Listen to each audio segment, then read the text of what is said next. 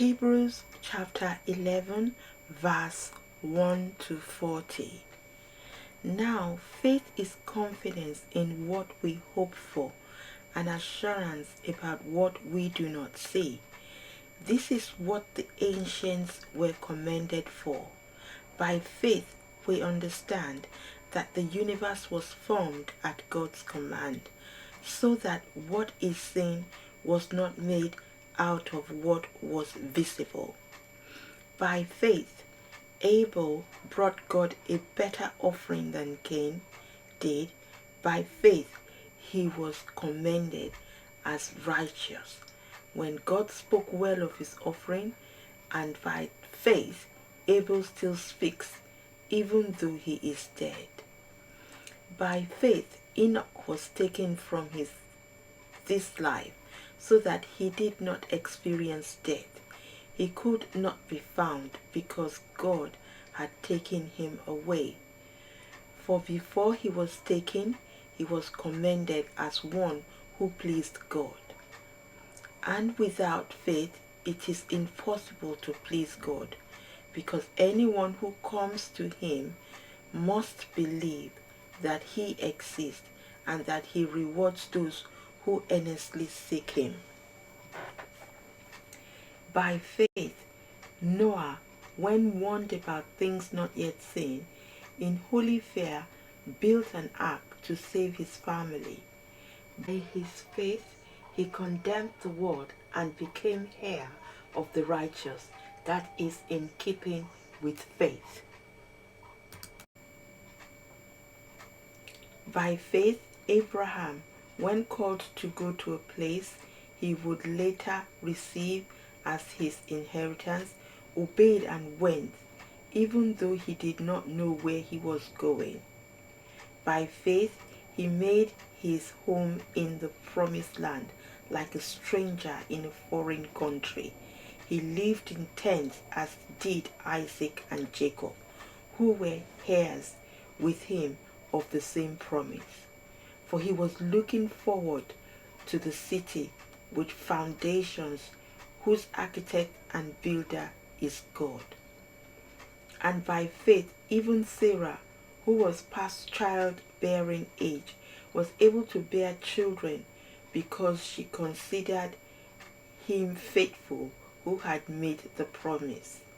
And so from this one man, and he as good as dead, came descendants as numerous as the stars in the sky and as countless as the sand on the seashore.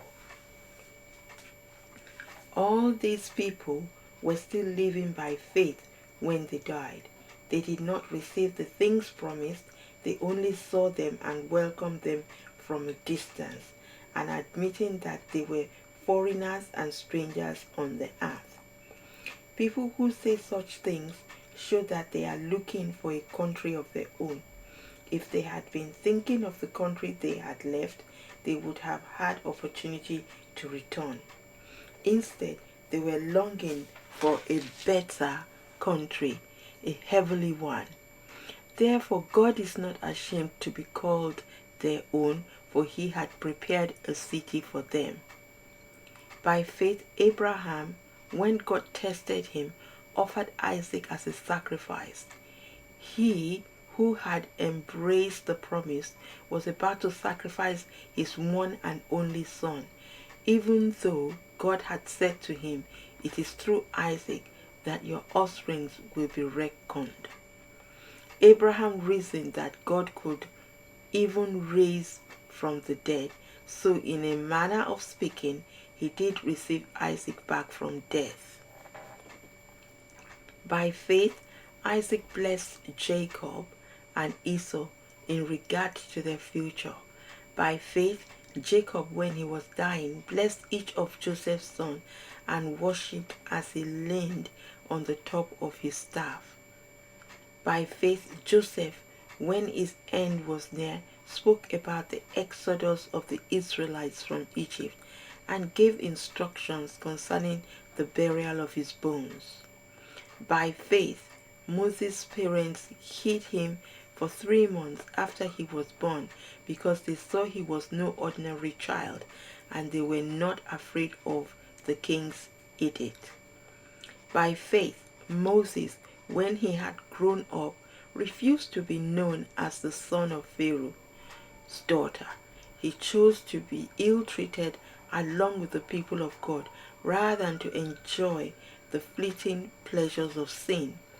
He regarded disgrace for the sake of Christ as the greater value than the treasures of Egypt, because he was looking ahead to his reward.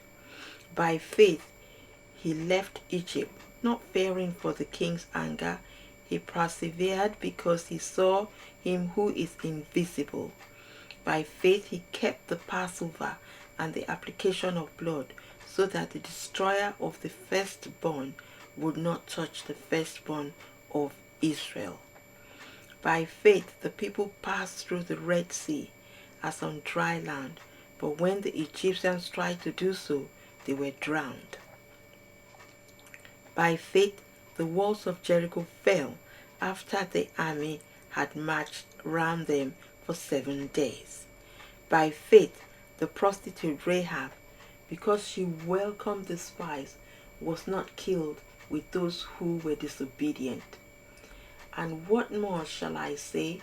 I do not have time to tell about Gideon, Barak, Samson, Jephthah, and David, and Samuel, and the prophets, who through faith conquered kingdoms, administered justice, and gained what was promised, who shut the mouths of lions, quenched the fury of flames, and escaped the edge of the sword, whose weaknesses were turned to strength, and who became powerful in battle and routed foreign armies.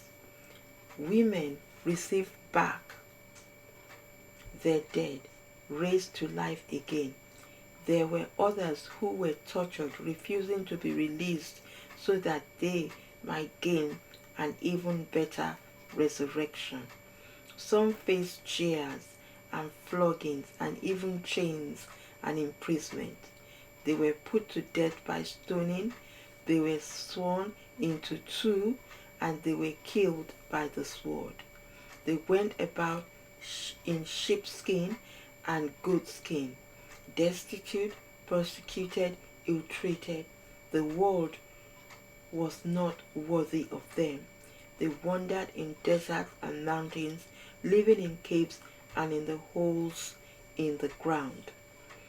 These were all commended for their faith, yet none of them received what has been promised, since God has planned something better for us, so that only together with us will they be made perfect.